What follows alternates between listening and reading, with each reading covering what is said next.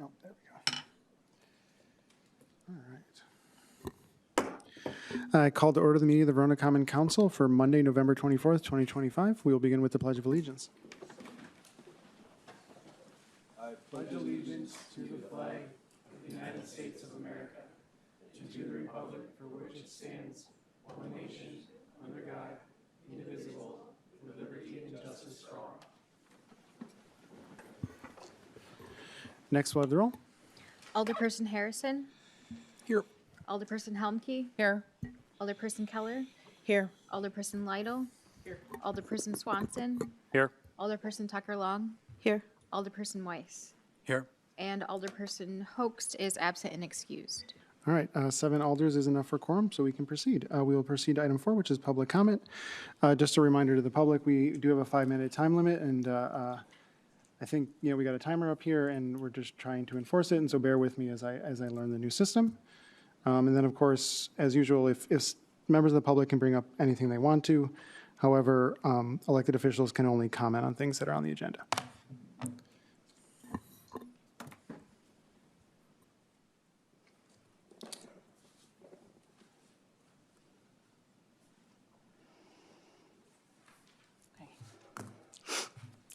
Hi, everyone. I'm not feeling as brave tonight as I have in some meetings. I'm feeling pretty emotional, so please bear with me. I'll try to get through this. First of all, my husband and I really want to thank every single alder and the mayor who came out to our house. All of you did. We so appreciate having that opportunity to talk to you and share our perspective. Also, I'd like to thank you for helping the developer to get a letter out to us. Us neighbors feel like we've been completely ignored in this process by them. And they never replied when I first emailed. And then even after I believe it was the October 10th meeting, when the developer came and they said, we value our relationships with neighbors and we want to do a good job listening to the neighbors, it still took them 10 days to send us a letter, even at your urging. And I think it was probably 4 days after some of the council members here urged them to send a letter to us. It was still 4 days. What could have been a 5-minute email took 4 more days. So thank you for that. One of the things that I sent to you earlier was this rendering, and I know you've probably seen it before from my husband. My husband and I have worked on it a little bit more because when I was looking at the possible views, I was looking at the topographical maps on DCI, and my husband was using some of that, but he was also coming at it from a different angle. So we've really tried to make this as accurate as possible, and we believe that this is a very accurate representation of the view from our basement looking out.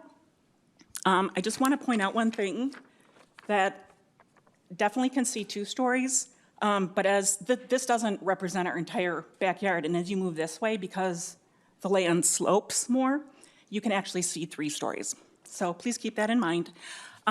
We felt the need to do this because I don't think the developer has given you this yet, and I think perhaps some council members have even asked for it, and you haven't received it. So on that note, obviously, we would love to have single-family homes right behind us. You've heard that plenty of times from us. That's what the plan was when we purchased our homes, and that's what it has been for about 15 years, at least, before things changed. But we're practical. We realize what we're up against with this. And so we want to work with the developer to get our questions answered, to try to get them to commit to certain major changes. This is going to be more than trees. This is going to be change of building heights. It could be major land moving around. It could be breaking up this 300-foot long building behind us, which, it's just huge. I don't think what anybody wants to live right behind. And I would really, I feel like we as the neighbors are totally powerless. The developer doesn't care about us. They care about getting the city's approvals for this project. And so you folks have all the power to help us with this. And we hope that you will be a voice for us when we're working with the developer. I intend to work with them in good faith. So far, I haven't seen a lot to give me confidence that they will work with us in good faith unless the city puts a little bit of pressure on them, quite frankly. And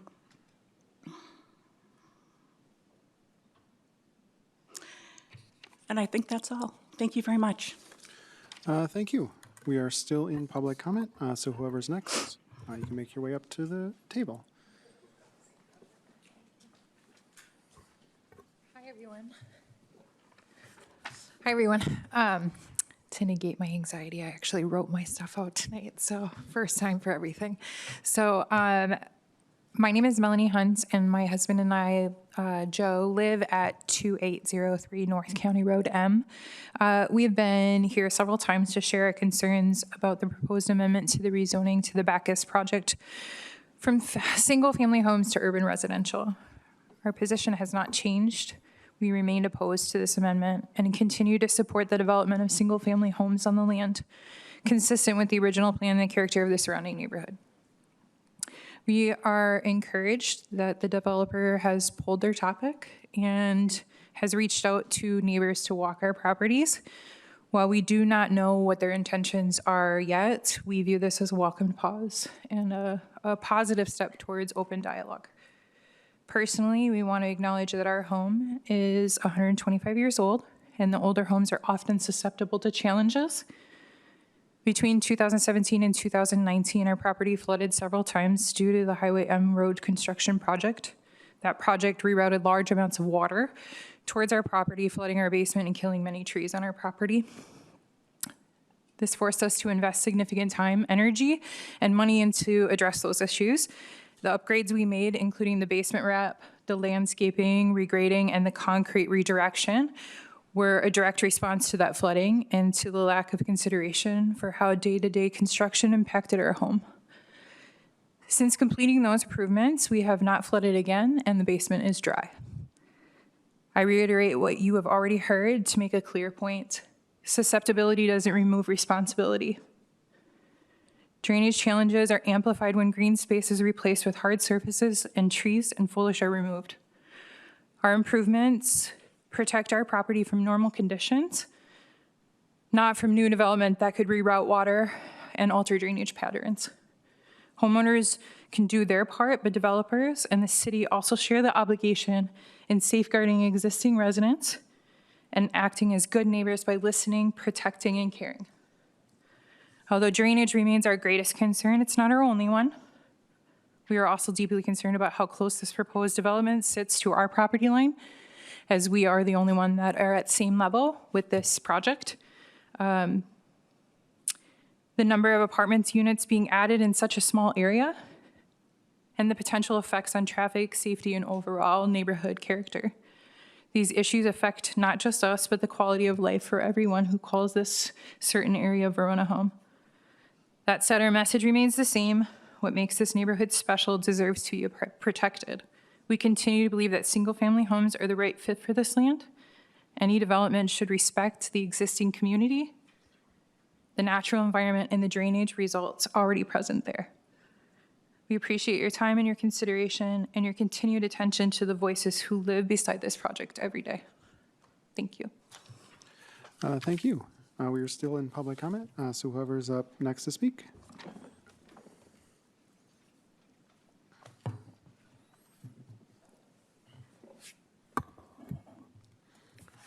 Hello, Dale Besky, 6422 Shady Bend Road, town of Verona, just around the corner from the proposed public works site on Shady Bend Road. We had sent a letter to, we meaning about 13 of the neighbors out of 18 houses on Shady Bend Road, had sent a letter to the city on September 20th of this year outlining our concerns, and I'll just reiterate those quickly. We're concerned about traffic and safety of the road, concerned about noise and the effect on quality of life, concerned about the visual and impact that the facility would have on Shady Bend Road and environmental degradation of that part of the road, water and air quality concerns in terms of lots of diesel engines and salt shed, and I know they're tightly controlled, but stuff can happen. Property devaluation. That kind of a use is incompatible with the rest of the neighborhood. The comprehensive plan and the boundary agreement talk about a transition area, but this really isn't much of a transition area from the commercial areas on Liberty Drive and Liberty Park area to the residential area on Shady Bend. And we're also concerned about road deterioration and the wear and tear on the pavement, because that's not a real high-grade pavement on that road. So those are our concerns, and we have a couple of other neighbors who chose to attend tonight also, and I don't know if any of them will speak. But anyway, thank you for your attention, and I'm hoping that a site could be found somewhere other than Shady Bend Road. Thank you. Thank you. We are still in public comment, so if anyone else wishes to speak, now would be the time to do so.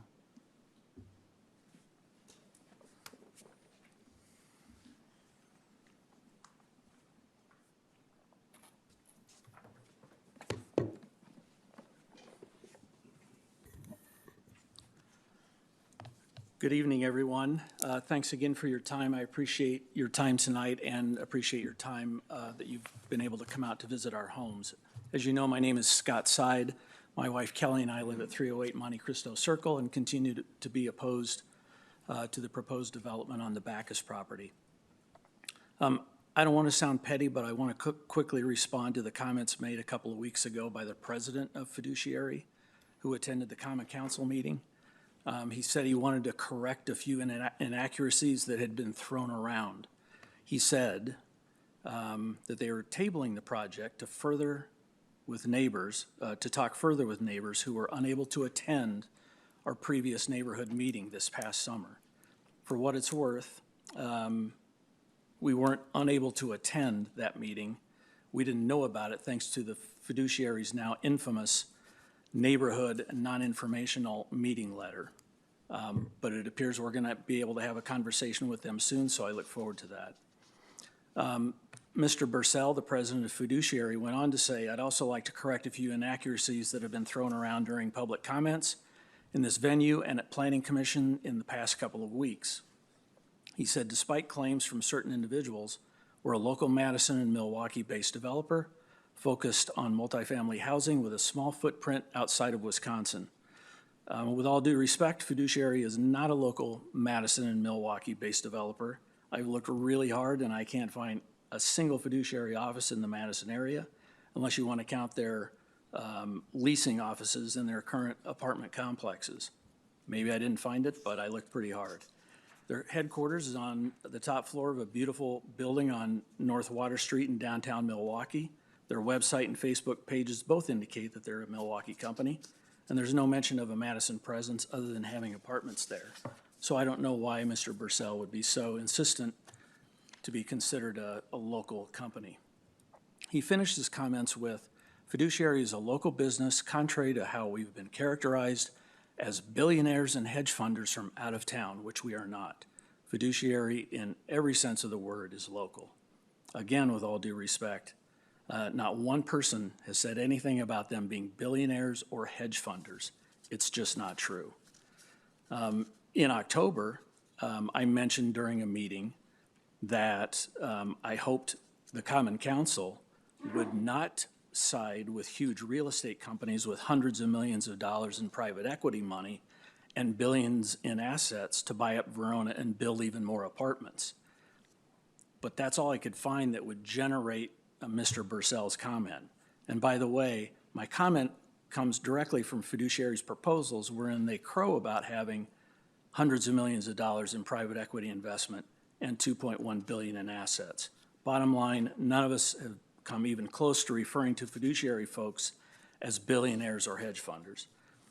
The second thing I want to talk about tonight is rather than speculate about the Bacchus property, I actually tracked down and spoke with Carolyn Eswine of CE Planning Studio in Milwaukee.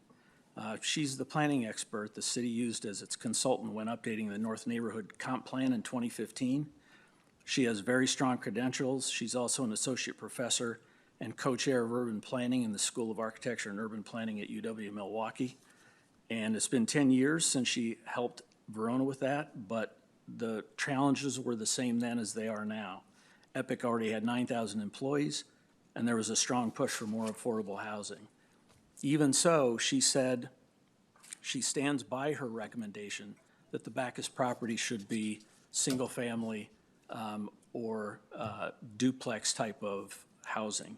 She said because of the importance of transition from high-density housing to low-density, that spot just isn't meant for a high-density development as proposed by Fiduciary. The last thing I want to mention is this is a chart that's in a Dane County publication about the housing crisis in Dane County. This is from last year. And this is what Dane County says all the communities in the county should do in terms of adding housing units per year to maintain the needed housing through the year 2040. And as you can see, the city of Verona is being asked to add 200 units of living space per year. You're at the 5-minute mark. Got it, thanks. So bottom line, you're doing far more than you need to, and that number includes a healthy vacancy rate.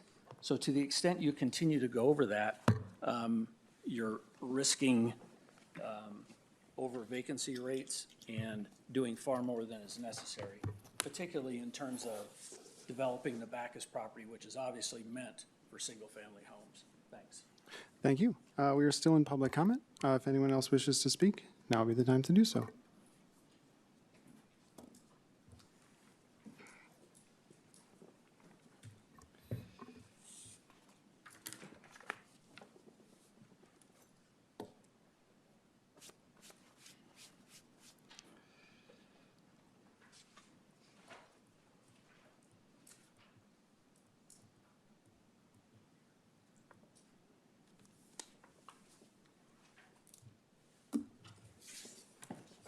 Good evening. My name is Tony DeRosa with Fiduciary Real Estate. Thank you for, I'm just going to take about a minute or two of your time this evening. As you know, we're working on and doing a reset on the Bacchus property. We have a meeting scheduled with the neighbors, a handful of them that took us up on the offer to meet in their yards.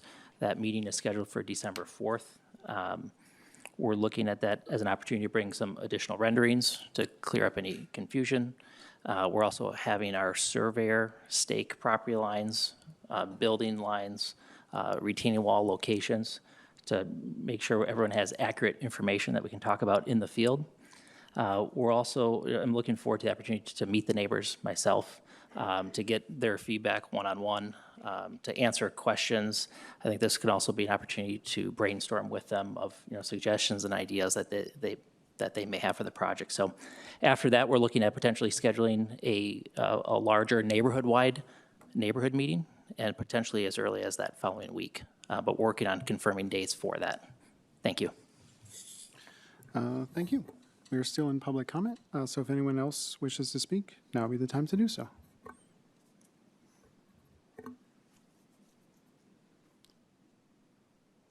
Seeing no one else approaching the microphone, we will move on to item 5, which is approval of the minutes from the November 10th, 2025 Common Council meeting. Corrections or motions to approve? Otherwise? I'll move to approve the minutes from the November 10th, 2025 council meeting. Motion by Alder Weiss. Is there a second? Second. Second by Alder Harrison. Last chance for corrections. Seeing no corrections, all those in favor of approving the minutes from the November 10th, 2025 Common Council meeting, say aye. Aye. Opposed, no. And that motion passes. We'll move on to item 6, which is mayor's business. Don't have anything for you tonight, so we'll move on to item 7, which is announcements. Any announcements from the council? Alder Tucker Lowe. I just want to let everyone know that emails have gone out about the after-school program at our new community center. And so if anybody has not gotten information about that and is interested in learning more about our affordable after-school program, we would love to talk to you about it. So either contact me or our Parks Department, or I'm sorry, our Rec Department. Thank you. Any other announcements from the council? Clerk Licht. Just a quick announcement. December 1st is the first day to circulate nomination paperwork for local candidates for the 2026 spring election. All candidacy paperwork is due by January 6th, and all the information is online at the City of Verona Clerk's Office website, and along with a tracking spreadsheet of all candidates that have filed thus far. Any other announcements? Seeing none, we'll move on to item 8, which is Administrator's Report. Mr. Alec. Just one, Mr. Mayor. Tonight we have with us Macy Freitag, who is in the booth with Mara Trusty, our Communications Manager. Macy is a recent graduate of the University of Minnesota Twin Cities. We'll forgive her for that. But anyway, she's a communications major, and she has minors in digital media studies and media and information. And she is doing 10 job shadows here over the holidays. So Verona's one of them. And really, that's all I have, Mr. Mayor. Just wanted to welcome Macy. Thank you. Any questions for Mr. Alec? Seeing no questions, we move on to item 9, which is the Engineer's Report. Ms. Fisher. Thank you. Utility installation is continuing on Country View Road Phases 2 and 3. For Avalon Ridge, construction continues. And finally, for the Apex at Verona, the contractor is working on the private utilities with water main installation scheduled for early 2026. So with that, I can take any questions. Thank you. Any questions for Ms. Fisher? Seeing no questions, we will move on to item 10, which is committee reports. First up, we have 10A Finance Committee. Alder Homke. Yeah, I make a motion for payment of the bills in the amount of $858,428.53. Motion by Alder Homke. Is there a second? Second. Seconded by Alder Harrison. Alder Homke. Yeah, we have two large payments. The first is to ICE Inc. For the tourism payment of $100,000. This is the last payment of the tourism portion of the ICE Inc. That was committed to the ICE rank. There was a total amount paid of $250,000. The second payment is to James Peterson Sons Inc. for $404,827 for the Mark Drive rehab payment. Thank you for that explanation. Motion before the body. Questions or comments on the motion to pay the bills? Alder Weiss. I'd just like to comment that the payment to the ice rink ahead of schedule is just because that money was in reserve by the city, and it allows the ice rink to pay down debt faster, which saves them money on interest payments. So that was something that we did ahead of schedule for that reason. And so it was, the total amount of money is the same, but it's just accelerating the schedule as it benefits the ice rink. Other questions or comments? Seeing no further discussion, all those in favor of paying the bills in the amount specified signify by saying aye. Aye. Aye. Opposed, no. And that motion passes. Anything further from Finance? Nothing further, Mr. Mayor. Excellent, thank you. We will move on to 10B, which is Parks, Recreation, and Forestry Commission. Alder Tucker Long. Thank you. I move to award the Verona Skate Park Design Project to New Line Skate Parks. Motion by Alder Tucker Long. Is there a second? Second. Seconded by Alder Humke. Alder Tucker Long. Thank you. I do need to amend that. It's for a fee not to exceed $79,965. And that was the understanding of the second as well? Totally. Yeah. Okay. Thanks. Alder Tucker Long. All right. In early October, the city issued a request for proposals for design services to replace our aging skate park. The RFP called for a design of one primary skate park of approximately 7,500 square feet, as well as 4 smaller skill development features to be installed in various neighborhood parks. The city received 6 proposals. The Verona Parks, Recreation, and Forestry Commission reviewed all submissions and selected 3 firms for interviews. Assistant City Administrator Ann Frywald also participated and provided insight based on her previous experience with skate park development. Upon deliberation, the Parks, Recreation, and Forestry Commission unanimously selected New Line Skate Parks. New Line has extensive experience designing creative, high-quality skate parks in climates similar to Verona.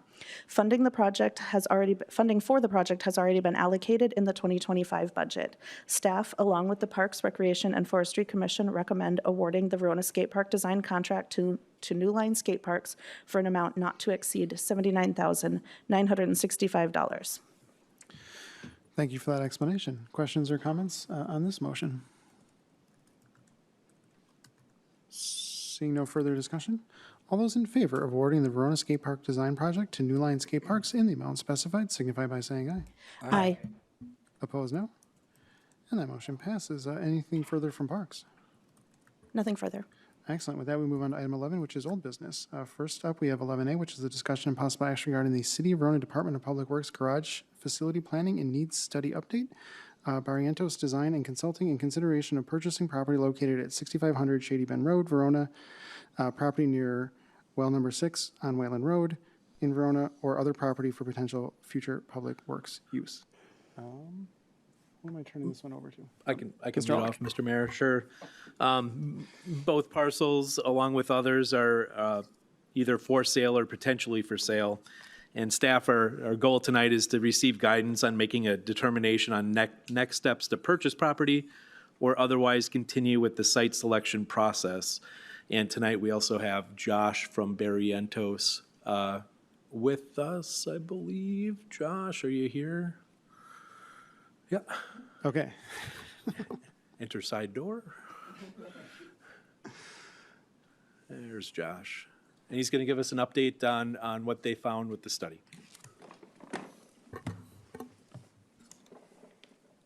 And the plug-in for the laptop is over there. Yep, it's up here. Okay, it looks like we don't have an HDMI, so they have the presentation, but we're just going to talk through it while they get it up. But yeah, good evening, everybody. My name is Josh Cook. I'm with my colleague Patrick Wesley.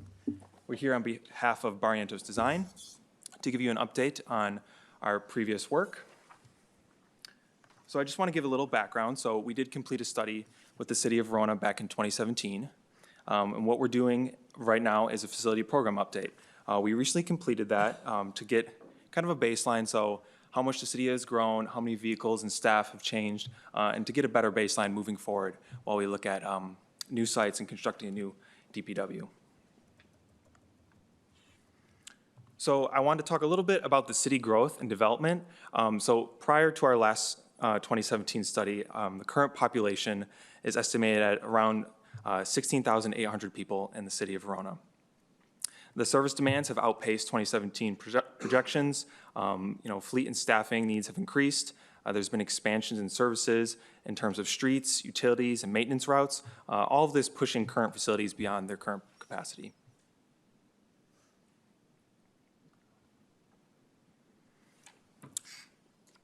The city has several key divisions all in one facility: streets division, building maintenance, fleet maintenance, sanitary and sewer, stormwater and utility, and water utility.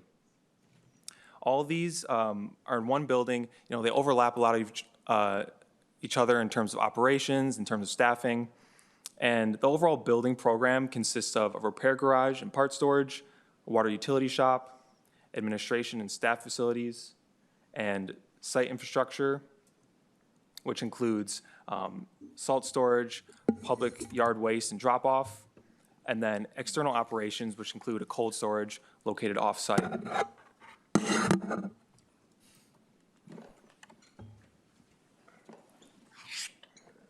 Thank you. Thank you, Mara.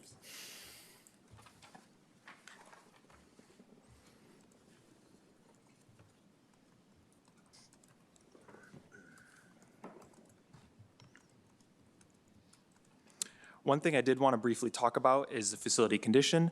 Overall, the condition of the facility is up to standard for a building of this age. The major drawback that we found with this is the sizing. So a lot of vehicles are in smaller bays. The repair garage itself cannot hold the vehicles that need to be worked on. And then overall, the fleet has grown. We see a lot of facilities where vehicles are being parked outside, and overall, that's taking a major drawback in the lifespan of the vehicles. Here's the current site plan. As you guys are probably aware, everything is located in this main facility. In the back, we have the public yard waste drop-off, salt storage, cold storage. One issue we found is with the public coming in and out of the site, it's very disruptive to having them come to the back of the site, interferes with operations. So in any new design, we really take that item into consideration, where we're putting the public and how we're differentiating it. Here's the current floor plan. And overall, some existing photos to give you kind of an idea of the current facility condition. It's a little bit difficult to get the size of spaces, but this is just mainly our way of keeping track of all the different items that need to be considered for a new facility. And a lot of these items are very repetitive between multiple municipalities, so this is nothing that we're not familiar with.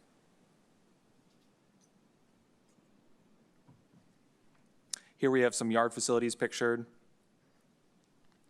We have the cold storage, salt shed, bulk material, and then public drop-off.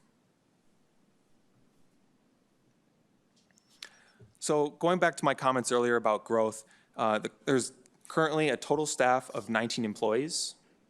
Over the next 50 years, we are looking at including 26 more employees. And this comes from conversations with the staff based on additional services and where they're projected to go in the following years.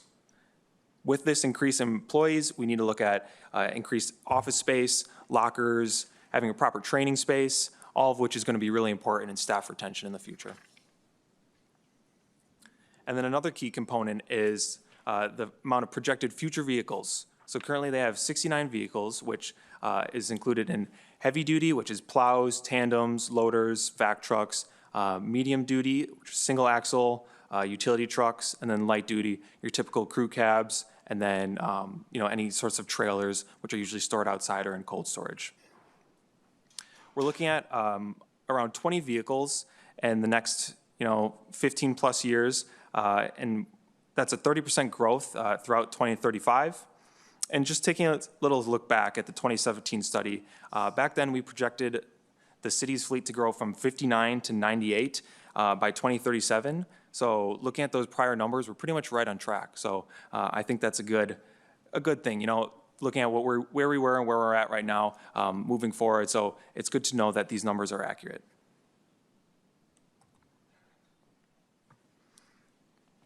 And then finally, the facility needs.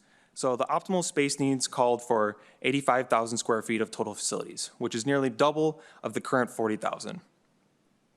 What this includes is a 5 to 8 year horizon, and it's going to include space for the 20 additional vehicles and additional staff.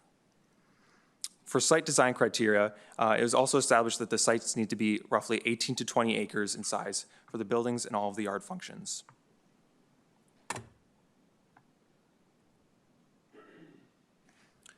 Taking the facility design criteria, we were able to create an optimal site plan.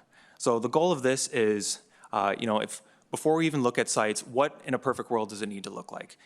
Limitless boundaries, where do things need to go? And from there, we can kind of start looking at constraints and available properties. So like I said earlier, we're looking at an 18 to 20 acre parcel with an additional, included in that 20, 3 to 4 acres of allowable space for public yard waste drop-off, which is currently located off-site. Allowable space for stormwater retention. And there's a multitude of ways to do this. We can do below ground, above ground, bioswales. A relatively flat site topographically, so not a huge large mounds or things that need to be graded out in the future. It's possible, but ideally when looking for sites, we're looking for something that we can construct on. Surrounding roads that can handle heavy truck weights. We don't want huge infrastructure changes just to build one facility, so finding surrounding roads that are already capable is pretty much ideal. In terms of layout of the building, we're looking for 80-foot minimum clearance in front of each overhead door. This allows those larger trucks to swing in and out without constraining them too much. And then lastly, multiple access points to allow traffic separation. So as you can see on this drawing, on the northern side, we have the public drop-off, so they come in and leave without disrupting operations. And then the remainder of the access points on the east side separate the other operations. One thing I do want to point out as well is this number does include the future expansion of the facility. On this drawing, I showed dotted lines of future cold storage, future expansion of the heated parking repair garage. It's really important that you guys choose a site that is going to allow growth to happen. Ideally, we don't want a situation in where we're at right now, where a new building was constructed, fairly recently, and we're looking at size increases because of fleet and staff size. Awesome. Thanks, Josh. I'm going to take it from here and just kind of explain the next, what would be in theory the next two tasks of our proposal, being tasks 2 and 3. So we would do a site assessment first. Basically what this looks like is, for this particular case, we would evaluate 5 different parcels for a new facility. And these are sites that aren't necessarily even for sale. And then what we would do is apply a clear weighted criteria to all of the sites. And then, of course, we'd want to sort of rule out any ones that obviously aren't going to work right off the bat. So we'll kind of prepare like a test fit sort of thing for each site, confirm that the parcel can indeed accommodate the full, use requirements of the yard and the circulation needs, stuff like that. Then we'll shortlist the 3 top sites, and we'll do kind of more of a detailed analysis with conceptual site plans and floor plans. And we will then compare these sites using a ranking matrix, which I'll show you in a second here, that will help us identify a parcel that's going to be best for a new DPW facility. And so, yeah, so what you see here is an example of one of those site selection matrix. So we're showing 9 sites here that this is obviously another example of another facility that we've done or studied and looked into. And then you can see on the left-hand side different criteria that we might look at. A lot of these are pretty no-brainer type criteria. Some might even be specific to the city, but a lot of them are pretty common. Obviously, we want to make sure that the site is large enough. Distance to the areas that are being serviced need to be considered. Access to the main roads, thus, then to do that. And then, of course, the roadway, is it structurally able to kind of handle that load? Obviously, no floodplains or wetlands, any sort of restrictions in that regard. Adjacency to maybe even a certain desired main roadway. We want to make sure that the sites are relatively ready to use, maybe less site improvements needed. Obviously, the better. So maybe we have to remove a lot of trees in order to clear the site. Then obviously conservation becomes an issue there perhaps too. In some areas of the state, topography becomes an issue too. So ideally a flat site would work best. And then of course just zoning conformance, making sure that it fits within the city's plan of what they intended that land to be used for. And then maybe if it's a plot of land the city happens to own already or not, might play a role in what we choose as well. So all those factors kind of go into assessing these, and then we assign them a numerical score, so to speak, and then that helps us just kind of really make this a little more objective, so that we can kind of try to use some data in determining what is going to be an ideal site.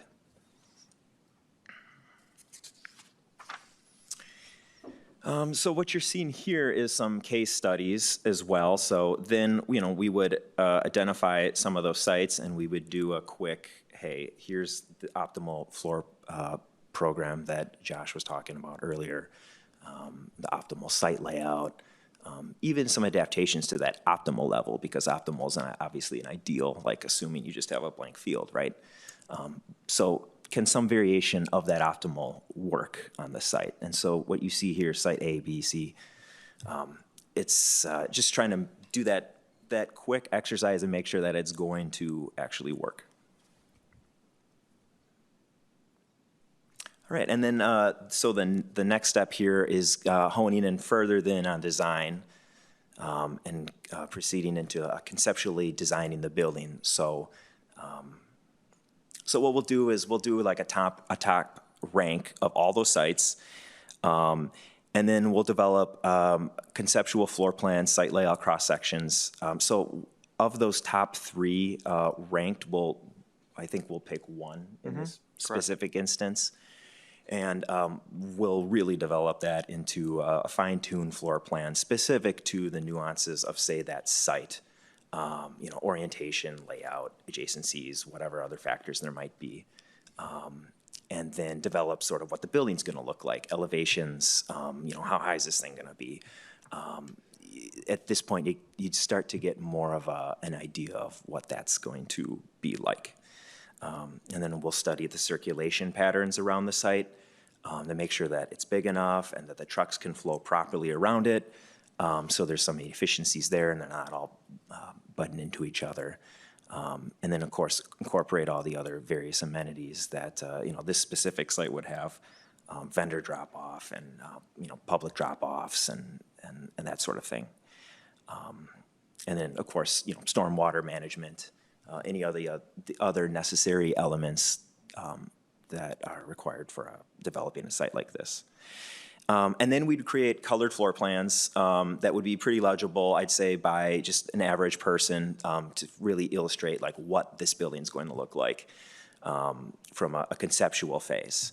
And then we'll prepare a high-level cost estimate and draft a development schedule to support the budgeting and the planning that goes into that. Another thing, too, is we would then conduct a city workshop to review these concepts, incorporate feedback, so those can be very much in handy. I guess there's some leeway in how the city would like to maybe proceed with that and who they would all like to get involved. But we find that, it's a good opportunity to get people that otherwise maybe wouldn't be making those decisions or to give their feedback because there's perhaps some value that they can offer as well. And so this is a case study of a facility we're working on in Black River Falls, Wisconsin. It's just a building in a conceptual site layout. So you see the civil plan there in the background and the topography. And then in the darker colors is illustrating basically the site improvements that you would make. So, the pavement and the garage and the buildings and the various outbuildings, some of the major site features, the stormwater pond, some of the existing buildings there where it would kind of connect to the road. And then this is an example of a more finely tuned, that conceptual floor plan. And so it would really, it would show where, okay, wow, there's however many trucks in there, this is how they're going to be laid out. It would really sort of back up the need for saying the building needs to be, say, this big. You also start to see sort of these adjacencies, that you have the heated parking, but a repair garage needs to be next to it over here on this part of the site. So it basically, this phase would get you a pretty solid floor plan. And then there's that, just an image of that aerial render I was talking about. This could be helpful for people that maybe aren't so inclined to read two-dimensional plans and kind of answer some questions that they would maybe otherwise have. And then, of course, sustainability is very important. In all the projects we do now, we, of course, try to apply basic sustainability tactics, and a lot of them are pretty, such as, orienting the building the right way. The use of LED lighting, occupancy sensors, that sort of thing are pretty much going to be standard now. How far we take this really, I guess, is going to be how much the city would like to take it, because obviously there's an upfront investment that's going to be usually need to be made, although some of this stuff can be offset with certain tax credits and whatnot. So, do we want solar panels? Do we want to have, say, a prairie or some sort of water conservation feature on the site? Maybe it's an opportunity for a public walkway or park even to, there's, infinite possibilities. How does it engage maybe with public transportation? So they're really, we did a study for another nearby city, and they looked at using the wastewater, leaving the wastewater plant across the street as a possible way of heating, helping to heat the building and offset those costs.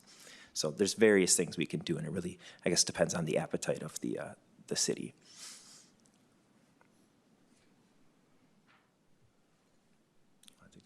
Yeah, sure. So I just want to, kind of summarize everything we've talked about today. Task 1 that we recently completed, I understand that we presented Task 1 through 3, and we decided to go with Task 1 at that time. I think now that we're kind of at this junction, it's really important for the city to decide if you guys are ready to move on to Task 2 and 3. I think it's really important, and on all the projects me and Patrick have done, to find a multitude of sites and figure out which one works best. It's very difficult to have a site in mind and putting a building on it. We have the building sizes, and we want the site to fit the building sizes. A lot of people try to pick a site and then put the building on it, and a lot of constraints happen. We lose some of the size that we want, and ultimately, you look at it at the end and say, wow, I really wish we would have looked at a few more sites and found one that was available that was really what we need for our operations and ultimately the future. You guys want this facility to last 50 plus years. I think that's really important. So I just want to close with that. We have Task 2 and 3 broken out. This would just be taken out of our previous contract amount. I know we broke out the $16,000, but for Task 2 and 3, it would be $26,210 to do the site assessment, Task 2, and then the building and site conceptual design of Task 3. Thank you, guys. Thank you. I'm going to start with a few questions, and I imagine some alders might have questions as well. Not to raise a totally separate issue, but someone asked me about this, and I said I would ask. Have cities of our size with similar needs ever looked at leasing facilities, either for short-term or long-term? Yes, I did work on a project, actually in the city of Waukesha. They were running out of space, and we looked at other facilities. Ultimately, every other facility they looked at was not designed for their needs. It was designed for some industrial need. The trucks wouldn't fit. It might work. What we looked at, the best possibility is that, financially, it would work if we were to build a new facility. So let's say, in the interim, we wanted to do it on the existing site that you guys have. They have no place to put their operations. Then leasing would make sense. But over the long run, there really isn't another type of building typology that is designed for this, for these operations. So we found that, I really haven't seen them out there. We're willing to look and do a study on it, but I have not seen it myself. Gotcha. And then I really like the idea that was mentioned of a parkway. I like our buildings and facilities pulling double duty. Have you ever seen issues with, because it is an industrial facility, you got big trucks moving around, like an issue between, say, a park user and trucks, like vehicle versus truck conflicts, or would we try to keep it separate? I'm just wondering how you'd handle that. You're saying with the Parks Department? Yeah, or I'm saying with people coming in, because okay. Someone in a little sedan driving next to a huge snowplow and stuff like that. So in a lot of our facilities, regardless if we're trying to invite the public or not, we like to separate them. So especially with site perimeter fencing, having gates. So that way the public is naturally flowing in the only places that they can.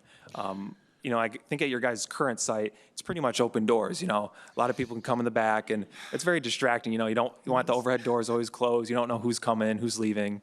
And once we start getting perimeter fencing, we can really design the site for, this is where you want the public to go. Maybe the stormwater retention or the bioswales has a nature path around it. It connects with the surrounding environment. And we've done that in a few studies of ours. I know that one that comes to mind is Stevens Point. We did a lot of work with them looking at, this is in a very important place for the public, so how can we benefit them as well? Got it. And then I guess my final one is, I'm not necessarily advocating this or saying any of the alders will agree with me, but if the council just picked this property tonight and just said, we want this one, would you be able to deal with that more or less? I know you mentioned some of the shortcomings we would have, but would you be able to deal with that from a design perspective? Yes, I would say so. So I think the most important part is that we got Task 1 done. And with Task 1, we identified, the major constraints of the site. From there, things and curveballs can always come up. And that's what we're trying to avoid in these next stages. We don't want a curveball where we pick a site and something happens where, wow, this is really not going to be feasible because of X, Y, Z. But based off what we have presented tonight, you could pick a site. I don't know if there's anything you want to add to that, Patrick. Yeah, I mean, I don't know what site it would be, right? But assuming somebody at least kind of took a good look at it and with, you know, a reasonable amount of intelligence could, okay, yeah, something could go here. We can usually work around most challenges. Okay. Yeah. Questions? Alder Helmke, then Alder Lytle. How long would this process take to complete from today? Task 2 and 3? Yeah. Yeah, so I can refer to our original contract. We can still follow those exact dates. I know we did do an expedited schedule for task 1. Yeah. Looks like conceptual design effort will be completed over 4 months. So I believe that would be for the site exploration study and the conceptual design. Okay. What is the risk that you decide on a location that we can't then get? Like, has that happened in previous studies that you've done? Like, you mentioned that there's some of these properties on this map, which is actually super helpful, that aren't for sale. Is that accurate? Someone said they're not for, so all these properties that, like the properties 1 through 6, are they all for sale currently? Mr. Olick? Alder Helmke, that's was included by staff, and those were just options that we had been kind of sort of looking at in the area. But beyond that, some of them are not necessarily up for sale for this purpose or what have you. That is helpful. I did not realize that. Yeah. Okay. Yep. Thank you. Alder Lytle. If you wouldn't mind going back to the scoring criteria you were proposing to apply. What I'm concerned about, first off, I think you guys bring an amazing expertise in the design and planning of these facilities. What I think is baked into some of these, but not nearly as explicitly as I'd like to see, is consideration of the ongoing operating costs. And particularly if we're evaluating sites that are either very close to the current Public Works building or sites that may be many miles away. You know, I don't know for Public Works garage type facilities if this is the case, but I know as a general rule, your long-term operating costs in many cases greatly outweigh your initial capital expenditure. So even if we approach this from a qualitative standpoint to say, you know, this is where the vehicles would be traveling to and from, these are the types of vehicles and the crew time, and if we're going to talk about sustainability, we can't ignore the carbon footprint associated with vehicles traveling down roads many, many trips per week, per year.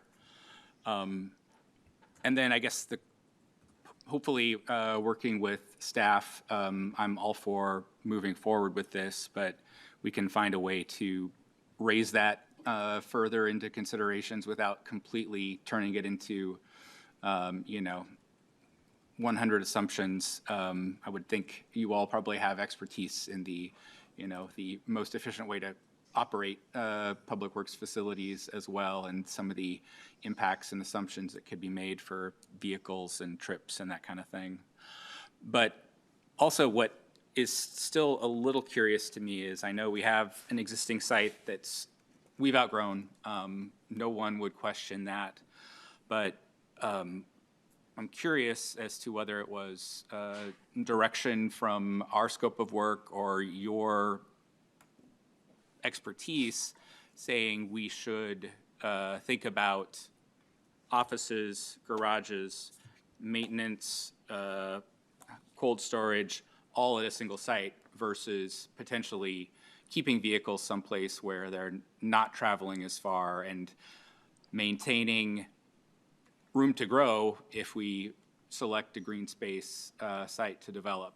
So there was a question in there. Curious as to, you know, whether that could impact the scoring and the site selection process that you all are looking at? Yeah, if we have had certain instances where, you know, cold storage or the salt shed is off-site, but we very rarely, if ever, have seen heated parking away from the crew and admin area. It would be extra trips, you know, the crew and staff are gonna come in every morning, and from there, they're gonna have to go to their vehicle, and it's creating a lot of trips and kind of what you're saying earlier, operational costs. So we have seen, you know, certain yard facilities moving off-site, even public drop-off, we've seen that a lot of times, because public drop-off, especially yard waste, can get really, really large, really quick.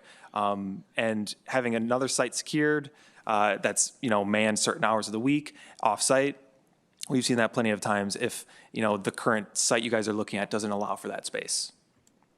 Great. Yeah, I think I am resisting the urge to second guess what you all have in the way of expertise and Mr. Manning in the way of expertise, but having that documented in some form or fashion to say this is why a consolidated site inevitably, based on the sites we're looking at, farther away from where our center of population is as a city, in the long term is a good payoff.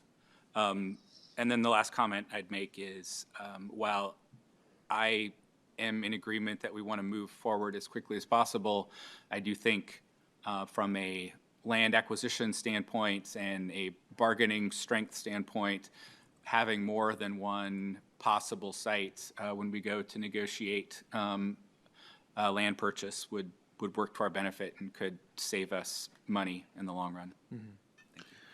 Questions, or if we want to get into the general discussion on what we should do? Otherwise. Is there I know we're trying to plan for the future and for future growth, but there's always going to be a lot of questions about like, well, how fast is Verona growing, or how fast is going, because we lack data about the future. What's the size? Is there a number for the size of the city in terms of population that this site would support? Like what would the growth level be that Verona would have to have where this size of facility would become similar to what we have now, where it seems a little bit too small for the purposes? That's a good question, and I wish it was a more direct answer. It's a bit complicated because each division contracts out certain work. So we have, certain municipalities where they have not a lot of staff, but really high amount of outsourced or contracted out work. And then we have some municipalities which have a lot of staff and they do a lot of things in-house. So currently, from discussions with the DPW, they do have some things outsourced that they would like to bring in-house. And by doing so, that will increase the level of service that they do, also the staff and the vehicle count. So I can confidently say that the vehicles that we have accounted for and the staff will suffice for the next 15 years. But I can't give you a number that will correlate with the exact population.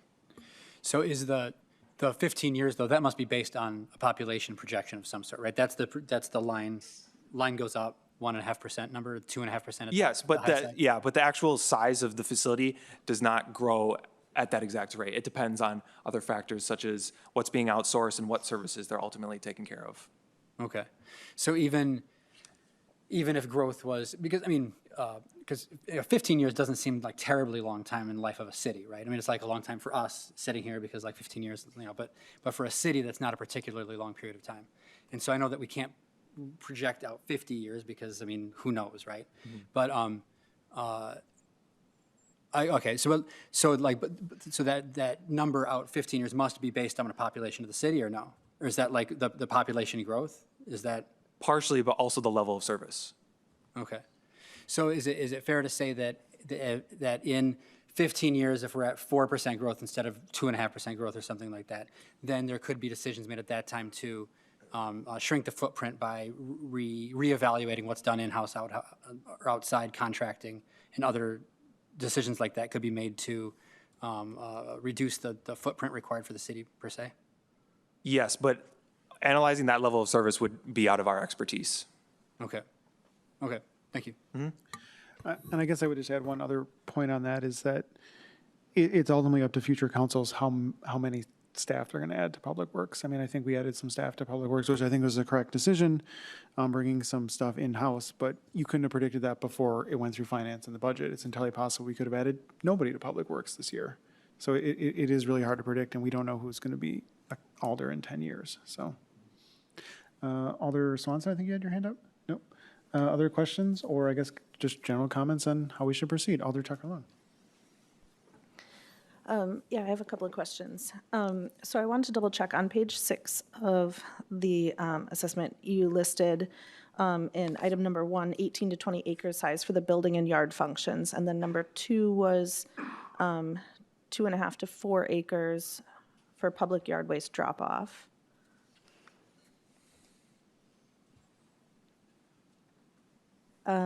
Yes. And then the next item was 10% of impervious surfaces for stormwater retention. Is this all encompassed in the 18 to 20 acre recommendation, all those additional items? That is correct. Okay. And then when you say the optimal site plan, is that like what we need right now, or is that including room for growth going forward? Or like, you know, is that meant to last 5 years, 10, like what does optimal mean? Yeah, so we do include room for future expansion. So firstly, we include those 20 additional vehicles that the city is looking to acquire and grow to. And then we also include room for future expansion. So on this site plan, you can see dotted lines where I'm showing, you know, potential areas where another cold storage could be built, or the heated parking repair garage could be extended out. I think it's really smart when designing sites to leave room for that, especially with the construction of these buildings, you know, heated parking repair garage, we typically like to use precast, and it's very easy to expand upon that, and I think that's one of the good benefits. So leaving room for that on a site, and even, you know, a future site facility, we show, you know, an empty pad there where, you know, another operation could go, or another small building. I think that's important, because I would rather we pick a site that will last and be able to grow into than a site that might be already too small. Okay, great. Then talking about the optimal plan, does that include outsourcing work, or is that, because you just mentioned it depends what you outsource, or does this sort of estimate that would be doing all the services in-house, or a mix, or? Yeah, so I have not gone very into depth on the exact services that they're going to outsource. I have only worked with them on the vehicles and the staff they would like in this building. Ultimately, the level of service is up to the city and all of you here. Okay. Okay, so maybe this question isn't going to be answerable either, but I'm wondering with the yard estimates, the 2.5 to 4 acres yard estimates, did that include any future composting additions? I base that number off of what you guys currently have and discussions with staff. Okay. Do you have a sense, because we're currently using 4-ish acres for yard waste drop-off, do you have a sense as the city grows how much that yard waste is going to need to expand? I could, based on the information we do have, we could take a look at it and, you know, say, are we accounting enough for yard waste? And then what other operations do you guys want? You know, I think composting wasn't brought up to my attention at that moment, so that's something we can include in a future design. Okay.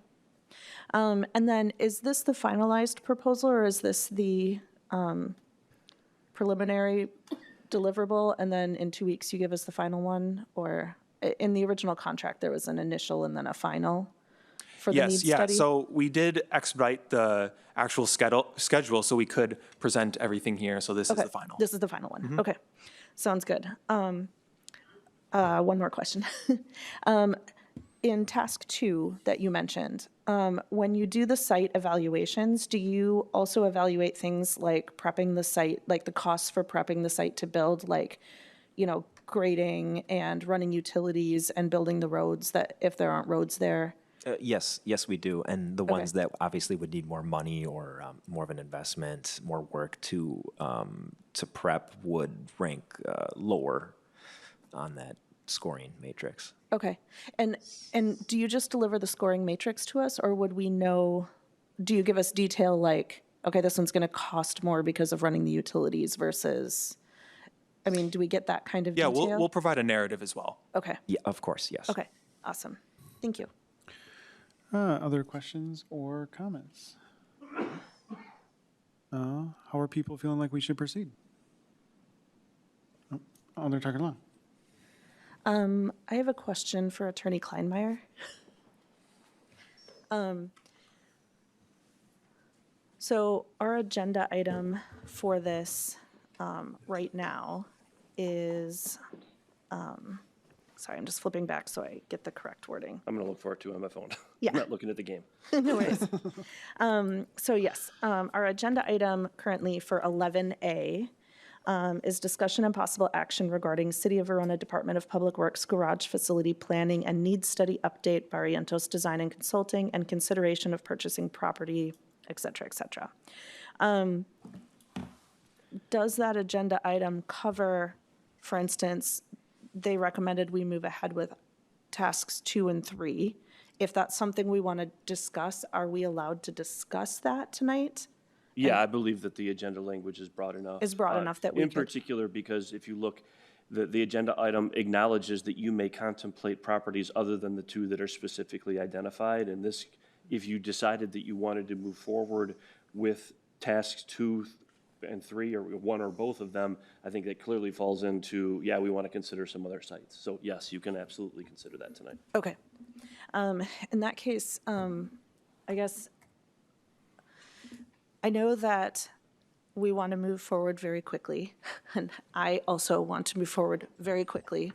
But I feel that right now internally and through conversations with Brian, and he can shake his head yes or no at me if I'm misrepresenting this, but one of the things that's going to be very hard for us to know in looking at a property to purchase is we can see the purchase price very easily, but we can't factor in how much it's going to cost to run the utilities and how much it's going to cost to put roads in or things to various sites. And that has the potential to drastically affect the cost of what this property will actually cost us in the long run. And so I like the idea of proceeding with tasks 2 and 3 so we can make a better decision, because if running the utilities and building a road is going to double the price of one property but only, be 20% of the price of a different property, that makes a huge difference in the amount of money we need to dedicate to this. And I would rather find that out before we buy the property than after. And so, yeah, also, the comment about making sure that the site plan fits on the property, not that we can wedge it in, but the property lends itself to the type of expansion we might want to save for in the future, was really appealing to me, so. Other thoughts on how to proceed? Alder Swanson. Thank you. I am of a similar mind. As someone who's pretty confident generally in my own napkin math, this is way beyond my ability. And I would appreciate some serious professional input and guidance on what would fit us best. Though I do acknowledge that inconveniencing our public works and our parks departments by making them work even an extra 2 weeks in a facility that's not big enough for them is not ideal. Like I said this last time this came up, I think it's important that we do this right and we have the right location so that we are not doing the same thing 10 years from now. So I think we should proceed with the further tasks. Alder Lidle. Yeah, I agree completely, and I want to make sure no one on council is under the impression that they're going to develop cost estimates for multiple sites. I think you all are going to use the scoring criteria and probably give us some indication the relative costs for different sites in terms of transportation, utilities, et cetera. So that factors into how we do our next stage in the site selection, rather than you're saying this site's going to be X number of dollars. Is that a fair statement? Yeah, that is correct. And then we will have an actual high-level cost estimate for the one site that we do choose in conceptual design. Other thoughts on how to, Alder Keller? I just wanted to note, I had asked earlier that how we're going to pay for this additional $26,000, and I just wanted to kind of go over that to make sure that everyone is aware. Beth, would you care to chime in on that? Alder Tucker Long. Thank you. Yes, so we have money in the capital fund already that has been budgeted for the design of the building, of the Public Works building. There's just under 500,000, I think. I've got the. You've got the exact number? Perfect, Mr. because Aller? I do not off the top of my head. Anticipating a question like that. Right now, the current balance is $411,421. So we have money to cover. Alder Weiss and Alder Humke. I'm broadly in favor of moving forward with the further analysis, and I think, a little bit of planning with a lot of, worth a lot. But I am though, I'm glad you, Alder Lytle said something, because I was under the impression that we would get a cost estimate by site, or at least on some of them, just to, as well as, so I think, and I don't know if how this would be in the motion, or going forward with it, but I do think that the operational cost and then the cost of the the grading and the power and all that, and the roads and all that stuff, that's as big of a deal as anything else, right? So it's like, how do we get estimates like that? And if it's not going to be from this planning, then is it, because would we, and I guess maybe there's a question for the city council or for whoever, but like, would we go forward with purchasing a property if we didn't have an estimate for that?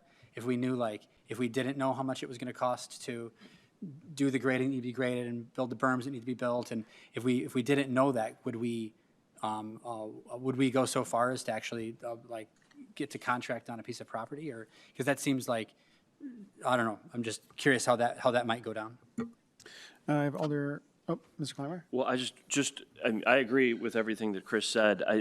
The one thing that I want to say is it may be difficult for certain properties to specifically identify all of the or have a clarity on what all the costs are. And the example I would give is, I've heard somebody talk earlier about the extension of utilities. If you have an existing road and you just need to extend the utilities through the road, that's one cost. If for let's say one of the sites that is identified is going to require us to go through somebody else's land to get the utilities there, that's an entirely different issue, because now you're either talking about negotiating easements through somebody's property, or you're talking about condemnation. And I'm not saying that you would do that, but that's an option, that's a power that you have. When you start talking about, it's one thing to be able to say, yep, we're just going to run it down 1,000 feet of this road, but we already have, it's already been dedicated to us, so we don't need any acquisition costs. It is very difficult to identify what acquisition costs would be to the extent that you need to run it through somebody else's property. But that acquisition cost would be a part of the evaluation. Is that fair? Not the cost, but the fact of the cost. Yeah, the factor of it. Yep, that this would be a cost. We can't put a number to it, but we can identify that would be there. I have Alder Elmke, then Alder Tarkalon. This might be a question for Mr. Kleinmeyer. I'm just curious about, from a negotiating standpoint, how does that work in terms of the public knowledge of this? And if they come back and say, this is the property, then I feel like, how does that work when you're trying to negotiate a price with a parcel when they're like, well, we know this is the property you want? How does... Well, I think that's why it's very beneficial to have multiple options, and I think that's what's been proposed by the firm and also by I think essentially it sounded like they may have a specific one that they say, this is what we would recommend, but they would, I think that there are going to be other options that are discussed, so that at least you could say to, whoever the first choice is, yeah, we would like to choose you, but you're not our only option, and therefore, if you're not willing to, if we can't purchase the property at the price that we'd like to purchase on, we're just going to pivot to somebody else. I really think that you need that. I mean, you need to have the ability to pivot if that's the case. So what I heard was that there's going to be one property that has all the information. So what I think we need is two properties at least that have all the information, because otherwise I feel like then did I hear correctly that we only have basically one property that gives us all the details? Yes, one property will have the high-level cost estimate, but 3 properties we will do test fits on and analyze them throughout the matrix. Okay, and that's standard for other municipalities that you work with, to give one, to have it outlined like this? We have done multiple cost estimates, depending on the different layouts, or if they want to see it on a different site. That would be an added cost, additional to the $26,000 that we are asking for. Okay. I have Alder Takalua. I was kind of going to ask the same thing because I'm wondering, and I'm guessing you probably can't give this to me right now, but I'm curious what the additional cost would be to get those price estimates for our top three choices of the evaluation. Because I don't want to put words in your mouth, but I feel that it's important to have a cost comparison in order to do our due diligence, unless there's very clearly only one site that works, but I don't think that is going to be the case, and I definitely don't think that works in our benefit to only have one site that works. Yes, we can certainly look at multiple options and give you multiple cost estimates, but I just want to confirm, are we looking at then 2 sites and 2 cost estimates, or do you guys want 3? I just want to make sure we get that number right before we go back and provide a number to you guys. I mean, my preference would be because we're looking at multiple sites and then narrowing it down to 3, is that correct? Correct. And 3 so- we'll actually test fit on, and then we were looking at 1, laying out all the rooms, doors, and then a cost estimate. Okay. I guess I would like the cost estimate on those top 3. But I'm open to other people's comments. Alder Lytle, then myself. I think that is a great additional task to have scoped out and priced as an optional task, but I think there's no reason not to proceed with completing the scope of work they already proposed. And, you know, whether it's Mr. Manning or someone else saying, you know, this site rises above the other top 3 by so much, let's hold off on the comparative cost estimate for those 2. But I think relatively speaking, having costs for all 3 make a lot of sense. I just don't want to hold up the other tasks while we try to revise their proposal and renegotiate that. One other thing I'd just like to add, I suppose, the one that we are proposing to do the cost estimate on is sort of the design that we would then dive deeper into and finely tune. So we could either, potentially do that, design the other, say, top 3 sites to that level of detail, or maybe we could, instead of, you have one site where we really do maybe a more specific cost estimate like that one, and then maybe one that's a little more broad. Of course, you run the risk, just there'd be less information to go off of, because you're not diving as deep into that design and really making those decisions that will ultimately affect the cost. So. Alder Takalua. Yeah, I guess going along with what we're talking about here, I think the cost estimate is really important, and I'm wondering, are you able to do like a broader cost estimate before you get into too much of the very detailed design of things? And what? Sorry. Oh, sorry. Or as far as running the utilities and things like that, because I feel like that is such a potentially big cost in regards to comparing these properties, that it would make a big difference in perhaps which one we think is number one. Yeah, potentially, because when you do a simple cost estimate, maybe that might just be, you might come to it basically through square footage pricing or some simpler sort of means of doing it, but that might not be the level of depth you needed to be at to really see that, oh, wow, this site's going to need this or that. That's just not maybe going to be accounted for in those. So, the more effort you put into a cost estimate, obviously, the more you're gonna get out of it, and it'll pick up on those nuances or hidden things, because you're diving then into each sort of division of material and. Yeah, because I think the level of detail that I personally am looking for is, okay, this property costs $4 million to buy, this one costs $5 million to buy, but the $4 million property is going to cost $3 million to prep to put a building on, and this property is going to cost $500,000 to put to run utilities or something. That drastically changes what we're going to have to come up with in the budget. And so that's the kind of information, and I understand it won't be exact, but if we can get like rough estimates of, like utilities are going to be super hard to run to this property, so it's going to be very expensive versus super easy to this one, or or this one has a massive hill we're going to have to completely level. That's going to be super expensive. That's the kind of detail I'm looking for the 3 properties, does that make sense? Yes, and ultimately that will happen in the ranking matrix, excluding the prices. Because a lot of those prices we can't yet determine, but we can, create a reaction and a number that represents that. Like you were saying, like if the purchase price, we will include that. If the $4 million site ranks really poorly compared to, the more expensive site, then, that obviously gives you guys directions and which one to pursue. Okay.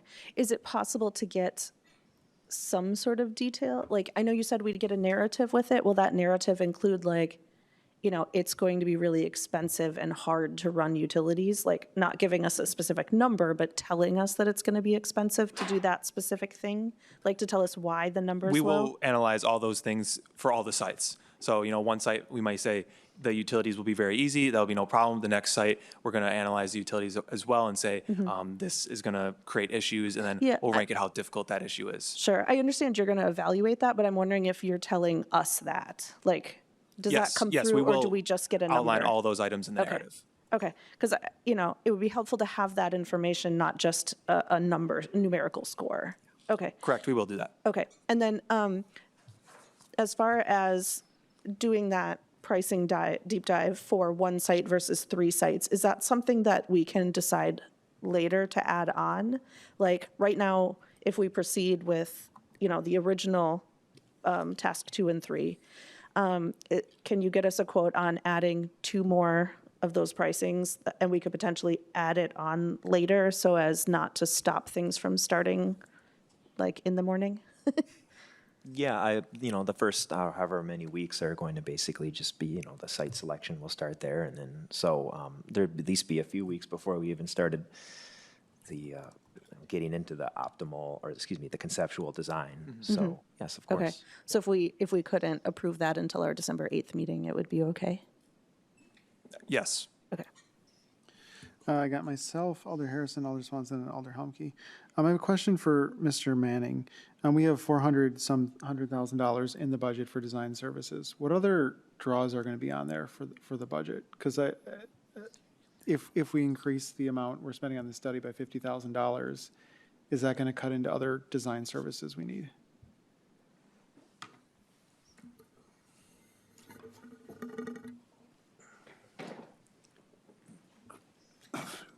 I don't think so at this point. Okay. I mean, for me, I'm looking at this as a kind of a step-by-step systematic approach to get us to the point where we have land. And then once we get the land and we get the concept for the building, I mean, then there's going to be added costs to actually start designing the building. So I guess in my mind, that'd be the next big piece. It's probably going to start coming out of that after the 26,000 for the completion of the study. Okay. I just wanted to make sure again, because, we only have so much budgeted for Other design than services. purchasing the land. That's going to be a big piece. I mean, yes. And then I guess my other question is for Mr. Kleinmeyer. The recommendation from the consultants will be public, right? Like, Yes. okay. And then I guess my final question is, when will the recommendation come before the council? Because I think there's definitely members of the public who'd like to know when a decision's actually going to be made. Yeah, I mean, I think you need to wait to see until the work is done. I mean, I appreciate the fact that the public wants to know, and obviously Brian wants a decision because at some point in time he needs a new building. But it seems like the discussion tonight seems very reasonable and valid from the standpoint of, it's going to be an extra $26,000 and probably, let's say, an extra few more thousand if other sites are going to be evaluated. My understanding is the building is going to cost more than $10 million, though. So, I mean, while you always want to be careful in how you spend, taxpayer money. It seems like spending a little bit more money to help make a better decision on what is going to be a multi-million-dollar project is justified. And so, I mean, I say that from the standpoint of I mean, if a citizen were to ask me, I would say, look, we're trying to move at as a quick and reasonable pace as possible, but we always also want to make sure that we're moving so we don't make any mistakes. And so if they're asking, when's a decision going to be made, I would say as soon as we can, and it also might take multiple meetings. Okay, I mean, I guess I would ask Barrientos then, I mean, when will the information, assuming you do the original scope of the work and nothing additional? Yeah, so in 4 months, we'll have, Okay. that contract complete, Okay. that we can present it. So we're thinking 4 months, that'll be, so that would be, what is it, it's November, it's November now? So that's like March, end of March is what we're thinking, or? Yes, that will work. Okay. And then I guess I guess my comment is I totally understand wanting people wanting to have as much information as possible, but I do at some point, we're just not going to have all the details. Like, there's just no way, like with what Mr. Kleinmeyer raised about like acquisition costs, other things, we have no idea what tariffs are going to be. We have no idea what the employment or the bidding environment are going to be like. And at some point, we are going to have to make a leap and basically say, well, based on what we have, this is the decision we're going to make. I think that ultimately, we'll just never have all the details. And at some point, we just do need a public works building. And if I don't obviously want to have the public pay $500,000 more because we pick maybe not the best site, but at some point, the future is unknowable and we will have to make a decision. So I'd just like to everyone to keep that in mind. And I know that there's a lot of design costs that will be coming up. Mr. Kleinmeyer. I just wanted to try to answer one of the other questions. I mean, I do think that you have the ability to act tonight, let's say, and I don't want to put words in your mouth, but you could approve moving forward with tasks 2 and 3 with the idea that maybe there would be an addendum that would come back at a subsequent meeting that would address the issue of the costs with the additional work that would be done on potentially sites 2 and 3. And then I have a question for you, and I'm going to throw this grenade in the room, and then I'm going to run away. Is Range Trail going to be one of the sites that you want evaluated? Because if it is, I'm not sure if it makes sense to move on to to have a discussion on your second agenda item tonight. And so that's why I think it's appropriate to discuss it at this point in time. And I'll leave it at that and run away. All right, well, now I do have one more comment. So I'm comfortable moving forward with the Range Trail proposals. I think, I know not everyone was in the room, but there were members of the public in the neighborhood who came to us and said, we don't want a public works building here. We went back to Mr. Manning and said, hey, is this really the best site? And it came back from Public Works that it wasn't. So I do feel like this would be saying we are going to put the Public Works building there after at least I felt like I told people that that's not what we're going to do anymore. I don't want to do that because that's basically me going back on what I said. And so I guess, at least as far as that one goes, I am completely comfortable moving forward with making an evaluation and even potentially a decision of the proposals. I don't know how other people feel, and other people are allowed to change their mind or take back what they said. For me, that's just not something I generally do. But I have Alder Harrison, then Swanson, then Helmke, and then Tucker Long. Yeah, my point was going to be similar to yours, Mayor, about we all want to know how much this is going to cost at the end of the day, but I'm hearing more of an appetite for the factors that will contribute to cost, which is the whole point of the score, I think, right? Like we're trying to figure out, we're trying to extrapolate if utilities are more complicated at building site A versus B, then, we want to account for that in our cost estimates. Yeah, I think we're not going to know everything. We're not going to know how much we spent on this before we spend it. But we should take those factors into consideration. I think that that's essentially what you're proposing in the first place here, right? But I think for that reason, I don't necessarily support increasing the scope to doing full estimates and full design work, on more than one of the locations. I think it's good to know as much as we can, but I don't actually think that we would get that much more of a benefit from, going into that much more detail. And I think it would take longer. So for brevity, for, effectiveness, I think we just stick with what's proposed. Alder Swanson, then Alder Humke, then Alder Tucker Long. Alder Swanson.